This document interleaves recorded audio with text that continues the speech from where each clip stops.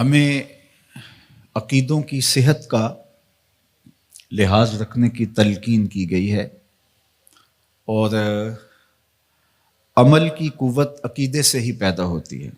عقیدہ جتنا مضبوط ہو اتنا ہی عمل جاندار ہوتا ہے، اور ہمارے بنیادی عقائد ان کے ساتھ ہمیں جڑا رہنے کی تلقین کی گئی ہے۔ اللہ کے محبوب علیہ الصلوۃ والسلام نے ہمیں بڑی تاکید کے ساتھ اپنی سنت پر قائم رہنے کی تلقین ارشاد فرمائی، اور خلفائے راشدین کی سنت پر، ان کے طریقے پر قائم رہنے کی تلقین ارشاد فرمائی۔ قرآن و حدیث سے جو اخذ شدہ عقائد ہیں وہی ہماری بنیاد ہیں، اور ان کے اندر کوئی تبدیلی نہیں ہے۔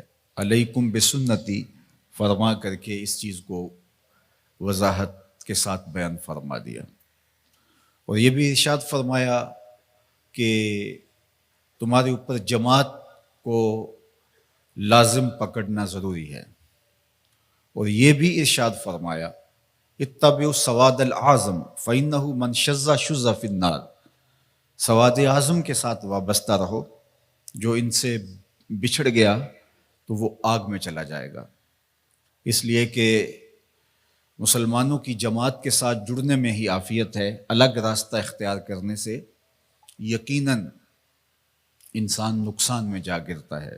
جیڑی بکری اجڑوں وچھڑی او بگیاڑاں جوگی، تو جماعت کے ساتھ وابستگی اختیار کرنے میں ہی عافیت ہے۔ اور اس وقت تشدد، افتراق اور جو نظریاتی انتشار پیدا ہو گیا ہے، میں آپ کو عرض کرنا چاہوں گا کہ معتدل عقیدے پہ قائم رہیے، ہمیشہ تشدد سے اپنے آپ کو بچائیے، اور دوسرا ادب کے دامن کو کبھی بھی نہ چھوڑیے گا۔ جب ادب ہاتھ سے چھوٹتا ہے تو پھر وہ راستے نکلتے ہیں جو گمراہی کی طرف انسان کو لے جاتے ہیں۔ جس نظریے کی بنیاد میں ادب نہیں، چاہے انبیاء علیہ السلام کا ادب ہے، ذات باری تعالیٰ کا ادب ہے، اصحاب پیمبر کا ادب ہے، اہل بیت اطہار کا ادب ہے، اولیاء کا ادب ہے، جس نظریے کی اساس میں ادب کا عنصر نہیں ہے اس نظریے کو ہم نظریہ اسلام ہی نہیں مانتے۔ تو ادب سے شروع ہو کے عشق تک پہنچنے کا راستہ یہی خیر کا راستہ ہے، اور یہی اعتدال کا راستہ ہے، اور یہی اہل السنہ کا طریق ہے۔ دین سراپا سوختن اندر طلب، انتہائش عشق و آغازش ادب، طلب محبوب میں تڑپنے کا نام دین ہے۔ جو ادب سے شروع ہوتا ہے عشق پہ ختم ہو جاتا ہے۔ آج کی تاریخ کے اندر ایک عام شخص پریشان ہو جاتا ہے کہ وہ جائے کدھر۔ ہر آئے دن ہم کوئی نئی فکر اور نیا فتنہ نشو و نما پاتا ہوا دیکھتے ہیں، تو پھر کس طرح ہم حق کی پہچان اور حق کی معرفت کو اختیار کریں؟ تو صاحب میں آپ سے عرض کرنا چاہوں گا کہ ہمارے اسلاف نے جو چیزیں طے کر دی ہیں وہ طے شدہ ہیں، ہمیں کسی نئے راستے میں پڑھنے کی ضرورت نہیں ہے۔ علامہ اقبال علیہ رحمہ نے بہت خوبصورت ہمیں اس حوالے سے رہنمائی کی ہے کہ زاجتہاد عالمان کم نظر اقتدا بر رفتگاں محفوظ تر، کم نظر علماء کی اقتدا سے بہتر ہے کہ جو تمہارے اسلاف ہیں ان کے طریق پر تم چلو، چونکہ ان کا طریق صحیح طریق تھا۔ کیوں؟ عقل آبایت ہوس فرسودہ نیست، کار پاکاں از غرض آلودہ نیست۔ ان کے جو نظریات تھے وہ کسی غرض کے تحت نشو و نما نہیں پائے تھے۔ انہوں نے اپنی خواہش اور اپنی آرزوؤں کی تکمیل کے لیے دلیلیں نہیں ڈھونڈی تھی، بلکہ جو دین تھا اس کے مطابق انہوں نے ہمیں راستہ اور راہ عمل عطا کیا اور عقائد ہمیں دیے۔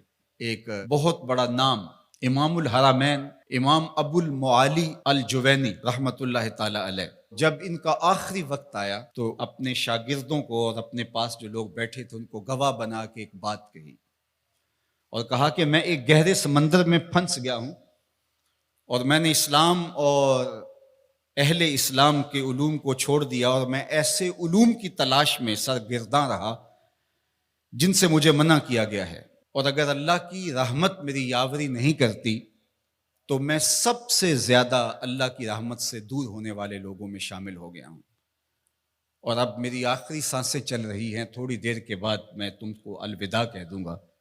تو امام الحرمین امام جوینی نے کہا کہ تم سب گواہ بن جاؤ، میں اپنی بوڑھی ماں اور نیشا پور کی بوڑھی عورتوں کے دین پہ اپنی جان دے رہا ہوں۔ میرا وہی عقیدہ ہے جو نیشا پور کی بوڑھی عورتوں کا ہے، میرا وہی عقیدہ ہے جو میری بوڑھی ماں کا عقیدہ ہے۔ عقل آبایت ہوس فرسودہ نیست، کار پاکاں از غرض آلودہ نیست۔ تمہارے آبا و اجداد کی عقل ہوس سے پاک تھی، اور غرض اور لالچ کی بنیاد پر انہوں نے عقیدوں کا کاروبار نہیں کیا، بلکہ ان کا وہی عقیدہ تھا جو شریعت کے ماخذ سے پھوٹتا ہوا دکھائی دیتا ہے۔ تو آج میں بھی اپنی بوڑھی ماں کے عقیدے کا اظہار کرنا چاہتا ہوں، اس ماں کو جس نے لوریاں دیتے ہوئے مجھے عقیدہ پڑھایا تھا کہ میں صدقے پاک محمد تو جڑا نانا حسن حسین دائے، تو ہم اسی عقیدے کے ساتھ کھڑے ہیں۔ میں 94 برس کے اس بوڑھے باپ کے عقیدے کا اظہار کر رہا ہوں کہ جس نے ہمیں لوریاں دیتے ہوئے یہ عقیدہ دیا تھا، ملدا نہیں محمد ورگا ساری وچ خدائی، اس تصویر نورانی وچوں غیراں رمز نہیں پائی۔ تو ہمارا عقیدہ ہمارے اسلاف کا عقیدہ ہے، صحابہ کے حوالے سے ہو، اہل بیت کے حوالے سے ہو۔ تو آئیے اس زمانے کے اندر ہم اپنے اس عقیدے کا اظہار کرتے ہیں کہ ہم صحابہ کے در کے بھی غلام ہیں اور اہل بیت کی چوکٹ کے بھی نوکر ہیں۔ تو ہمیں اپنے عقیدوں کو اپنے ماضی کے ساتھ جوڑنا پڑے گا، اور کال اور عقول اور اس دور کے فتنوں سے بچ کر کے ہمیں اپنے آباء و اجداد سے، اپنے بزرگوں سے، اپنے اسلاف سے جڑنا پڑے گا۔ فکر شاں ریسد ہمیں باریک تر، ورے شاں با مصطفیٰ نزدیک تر۔ اقبال کہتے ہیں ان کی فکر جو تھی وہ اس نے نور لیا تھا حضور کی دہلیز سے، اور ان کا ورع اور ان کا تقوی حضور علیہ السلام کی ذات سے مستنیر تھا۔ لہٰذا اگر ہم ان کے ساتھ جڑ جاتے ہیں تو ہمیں خیریت، ہمیں عافیت، ہمیں روشنی، ہمیں نور نصیب ہوگا۔ تو اپنے عقائد کو اپنے اسلاف کی مطابقت کے اندر ڈھالنے کی ہمیں کوشش کرنی چاہیے، چونکہ نجات کا دار و مدار اسی پر ہے۔